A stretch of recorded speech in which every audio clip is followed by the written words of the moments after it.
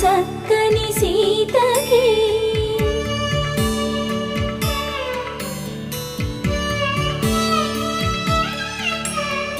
ఎర్ర జాబిలి చేయి రాముడేడని అడుగుతుంటే చూడలేదని పెదవి చెప్పే చెప్పలేమని కనులు చెప్పే నల్ల పూసై